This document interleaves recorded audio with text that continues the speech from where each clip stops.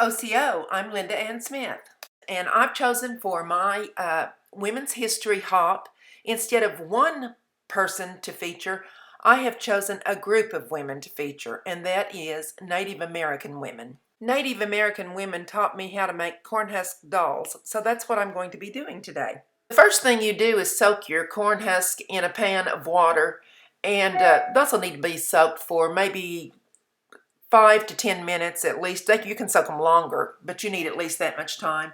And I have dyed several today. I used some tea that I didn't like. It was plum tea, and it had a spice in it that I didn't care for. I turned my fingers blue using some Kool-Aid to dye some. These right here are in the natural state, and this is the way traditional Native American cornhusk dolls are made. And here's some more that I have. There's that blue one that I turned my fingers blue on. This one is plum, and the one laying down here is just plain old strong tea. These colors can add a lot of dynamic to your cornhusk dolls, but I've chosen to use the natural color that's here on the screen now. These are traditionally what you see them made from, but I won't be using totally traditional materials. I just like the elegant look of these. I didn't go in the field and gather these. It's not corn season. These came from the grocery store in the area where you buy things to make tamales. A little tip here, some people use green corn husks to make theirs, but you're risking the chance of them molding if you do it that way. So you have to dry them first and then re-wet them if you choose to make them out of the field. This is going to be a tall corn husk doll, so I'm starting with 6 corn husk, and you put all the points at the top and all the wide ends down to the bottom. Then roll them all together in a spiral type of form. Today's artists use a lot of different things to tie these with. I'm going to use a cord that I bought at the store, but some people use rubber bands. They use various things to tie them with. Traditionally, they would have been tied with sinew or some kind of natural fiber. I think you can tell pretty much what I'm doing without too many instructions. So I'm going to go on and talk about the women's history, and I'll write notes on the screen if I think something needs explaining. The reason I decided to feature Native American women as a group was because a lot of their history has been squelched.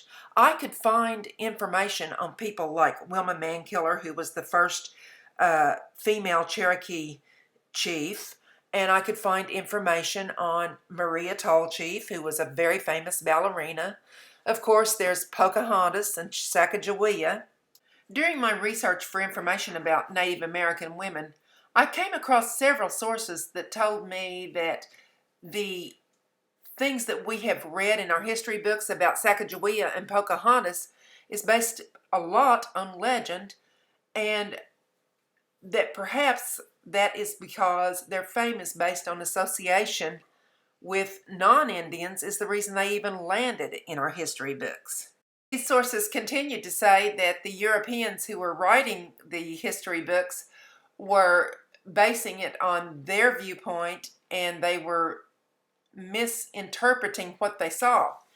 They were accustomed to men's work and the interpretation of Indian warfare as seen through the writings of non-Indian historians, assumed that only men were the warriors, and that wasn't true. Often the women accompanied the men into war. And in many tribes, they were the ones who made the decisions whether to enter a war or not. Native American women is a broad category, just like art is a broad category. It encompasses so many things. And Native American women encompasses many different tribes with different values and different beliefs, but a lot of the tribes had the same values, the same beliefs, and the same traditions. So I'm kind of basing what I'm saying on the research that I've done for several different tribes. And many of the tribes were matrilineal.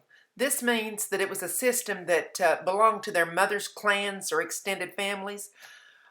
The Cherokee, for instance, their clans are based upon their mother's heritage, not their father's heritage, as what we're accustomed to seeing in the United States these days.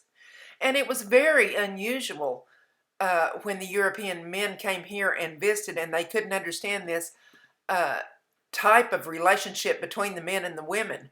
So they began to abolish the Native American women from being in any government situations where they could make decisions. They would not allow them to come in to any kind of meetings where the Europeans were involved. The American government forbade them to come and sit or speak in treaty councils with the United States government. And they took away their children and put them in boarding schools to teach them the proper way to act. And so I began to understand that it wasn't by accident that I was having difficulty finding information on the early the history of Native American women, because they were abolished from history as much as possible. The people who were in charge of the American government at that time even misunderstood that when Native American people spoke of their neighboring tribes as women or as grandmothers, they were referring to the clans, and they didn't understand the meaning behind that, and they thought that that was a derogatory statement towards the other tribe. So there was a lot of misunderstanding. Another reason for the lack of information on the early Native American woman could have something to do with the way that Native Americans kept their history. That was by word of mouth, passing down story from generation to generation.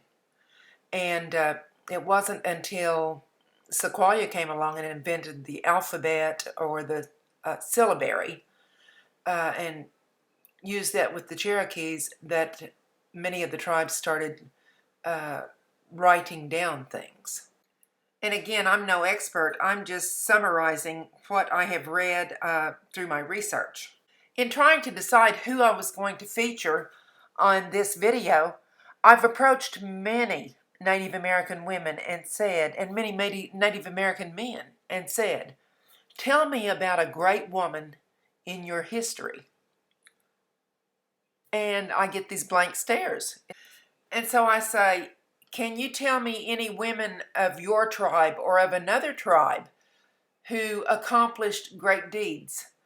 Someone who was outstanding in the history, not in recent times, but in the early history of the Native American woman. And again, nothing happens. I got nothing. So I pretty much had to dig out all the information on my own. Today we've had Native American women who have carried the Olympic torch, who have become attorney generals, who became physicians and attorneys, and women who've served in our armed forces. The United Coweta Band of Cherokees, the UKB tribe, has a woman on their honor guard.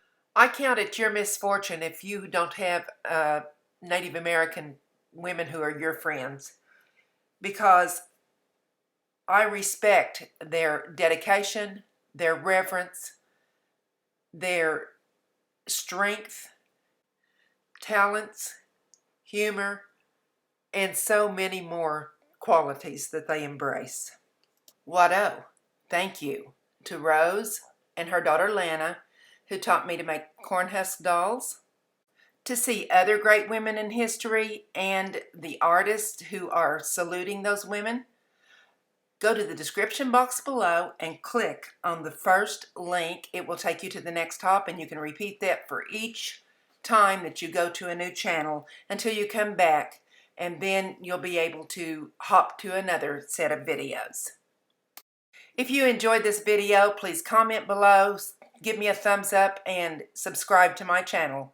And now I say to you, Wado, thank you for watching.